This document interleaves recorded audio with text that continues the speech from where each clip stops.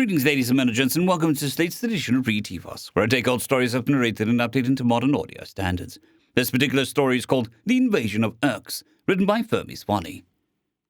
Mega Click 1. Mistress Fleet Conductor Vaxen unconsciously preened her pedipalps with her smaller upper arms, a nervous habit from childhood. The breeding rights of her entire genetic lineage would be impacted by the outcome of this endeavor, whether it was successful or not. Her duty pulled her at her innards like a strong gravity. The invasion was a small task, but it cast such a long shadow. The first phase of the invasion would be short but critical. An early orbital resistance must be crushed with overwhelming force. The aliens must be made to understand the bleak futility of their situation. They must be demoralized into submission. It would be easier on them in the long run.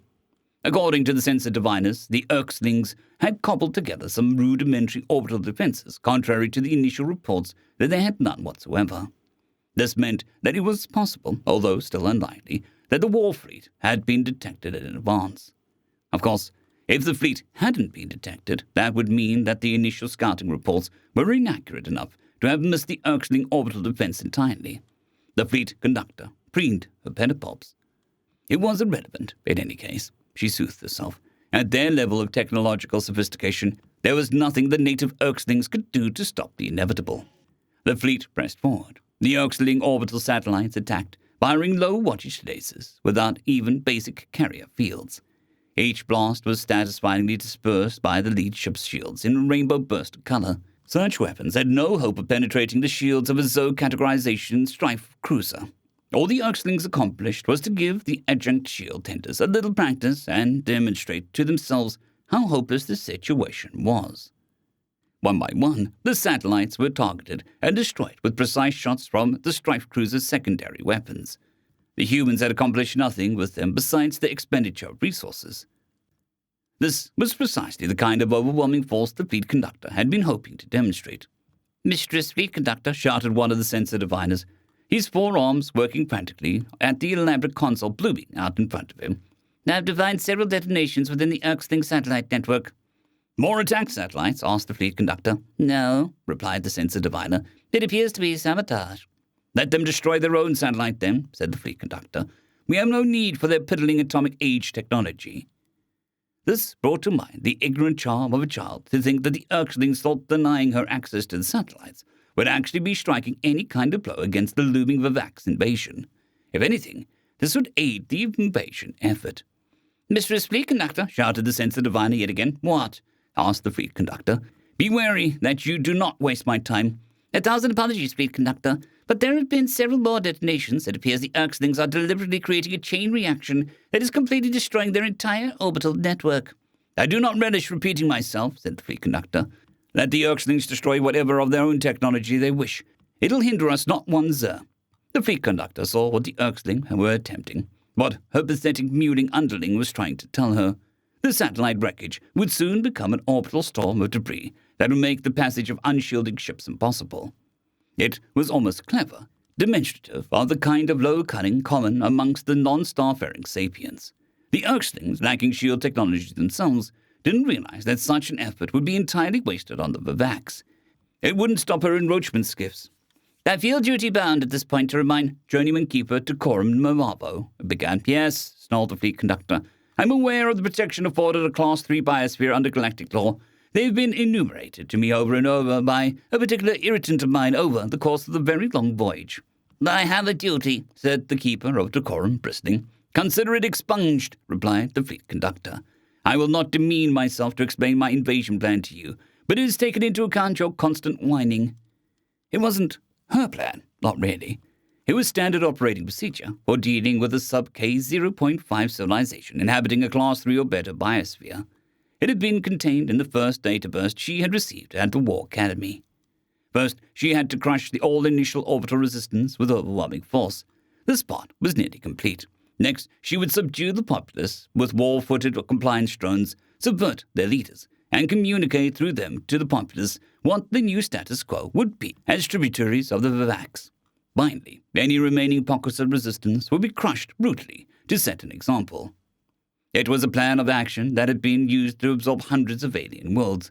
she'd altered it only slightly to take into account the peculiarities of Earx. Mega-click 2. While the complex web of laws and treaties protected the biosphere of Earx, as sapiens, the Earxlings themselves were entirely at the mercy of the Vavax. The enroachment skiffs had easily pushed through the wreckage of Earx's orbit and began their task of distributing war-footed compliance drones across the various population centers. Earxlings helpfully clustered together very densely, which made this task unusually easy. The drones were specifically programmed to not fight unless attack first. This would keep the damage they would do to the biosphere to an absolute minimum. Instead, their task was to spray our clouds of nanocompilers into the air, where they would saturate the bodily fluids of the weak-skinned Earxlings. Once an Earxling had been infected with the nanocompilers, they could be killed remotely. They could also be made to experience pain. This would ensure compliance with the new planetary order. Naturally, the nanocompilers would only target sapiens so as to not violate the rights of the local biosphere. The drones had been deployed now for the better part of a mega-click. That should have been more than enough time for them to do their work. Master Drone Farer and Rover approached the tall, imposing command throne atop which sat Mistress Fleet Conductor Vaxen, while all around her hexagonal holographic screens buzzed like insects. "Master Drone Father," said the Fleet Conductor in acknowledgement, "do you have something to report?" I do, Mistress Fleet Conductor, the Drone Father stammered. "We continue to encounter difficulties in engaging the drone campaign." The Fleet Conductor preened her pedipalps.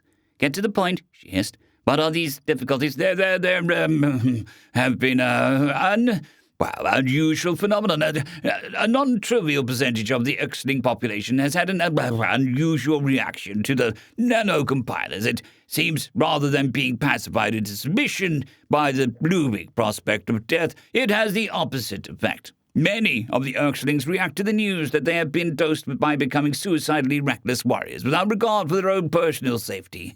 They have been frighteningly effective at striking back on us, considering our ability to kill them at a distance. "Does any of this threaten the overall invasion?" asked the Fleet Conductor. No, admitted the Drone Father. "But then it is not something that requires my personal attention. Deal with this however you see fit. It seems that the Earxlings are particularly reckless when threatened. We shall assimilate this new information. For now, move forward with the subversion of the Earxling leadership. Target them specifically with the nanocompiler clouds. Once we have their leaders under our control, we should have less trouble from the locals. Fleet Conductor, you are no longer required at this time. Be gone." Mega-click 3. "I want an explanation," snarled the Fleet Conductor. "You see, Mistress," began Adjunct Animal Speaker Zinzu. "Explanation? We're not absolutely sure what is going on." "That's not an explanation. It appears to be some quirk of the Umaran phycology." "The what?" "This is the Earthling names for themselves." "I thought they called themselves Earxlings." "No, that's just the planet." "Fine, proceed." "The Umarans appear to take issue with any of their leadership siding with us. That would be the deciding factor in the behavior we're observing. The very act of collaborating with our invasion, for some peculiar reason, the Umarans interpret negatively cross-culturally. None of the factionalism they had displayed during our observations has come into play. All attempts to play them against one another for our own benefit has failed miserably. They are united in opposition to us in a way we have never before observed." "You're telling me that as soon as one of their leaders starts working for Vavax, these Umarans stop seeing them as a leader?" Exactly. "That could be inconvenient. What do you say, Master Drone Father? Why is the Earxling population still in a position to resist us?" "The situation is unusual," said the Drone Father. "Nobody told me before that we came here that the Earxlings were insane, irrational, through countless sacrifices, killing themselves, in fact. Finding expeditions, mind you, they have determined the maximum range at which our drones can trigger the nanocompiler kill switch. They have a few weapons that can operation in excess of this range. They have already destroyed so many drones, I barely have enough drones to maintain control of the major cities. They know the terrain a lot better than we do, and those infected with nanocompilers always fight to the death." "I can activate any kill switch from orbit," said the Fleet Conductor. "Give me the coordinates of the largest rebel operations, and I'll wipe them out." "Excuse me, Mistress Fleet Conductor," began one of the sensor diviners. "This had better be important. We actually can't trigger any of the kill switches from the Strife cruiser." "Why in the galaxy not?" "There's too much debris in orbit," explained the sensor diviner. "We can't get a signal through." Mega-click 4. The invasion was way behind schedule, and the Vax had not even been able to set up a stable puppet government for more than half a megaclick before it would be assassinated down to the nub. The situation was just as bad with the drones. Now that the Earxlings had found a weakness, drones were falling in too great a number to ignore. It was time to teach these upstart aliens a lesson. The fleet conductor had been hoping to conquer the planet Earx without having to land any living Vax soldiers. That was always a point of prestige. But these braying barbarians were proving more trouble than she had anticipated. It had been an honor to play host to an entire division of Maravan-caste warriors, even if she had been certain she would never have to use them. It was an even greater honor to now deploy them at the head of a great invasion force. This would be a foot in which the fleet conductor stomped out the last remnants of the human resistance. The Earxlings may have little devious alien tricks with which they could dispatch a few combat drones, but they would be no match for a thinking opponent with a true starfaring race. Yes, the fleet conductor told herself, this new plan cannot fail. She preened her petapops. Megaclick 5. You are the Maravan, the most highly trained and well-equipped soldiers known to Vax, known to the galaxy. You are fighting children armed with sticks who haven't fully crawled out of the gravity well of their own homeworld. What could they possibly be attacking you with that is causing casualties in these numbers? Drones, replied Mistress Force Conductor Zamala. Drones? Reprogrammed war-footed compliance drones. They're just using them as war drones. It seems they have a lot of them. The fleet conductor preened her pedipulps.